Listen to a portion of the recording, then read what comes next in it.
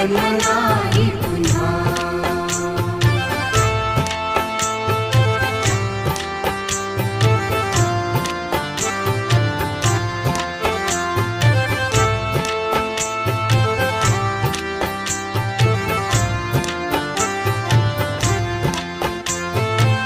हा जन्म आहे सद्गुरु कृपेचा, हा जन्म आहे सद्गुरु कृपेचा, हा जन्म आहे सद्गुरु कृपेचा। हरि ओम स्वामी समर्थ म्हणा,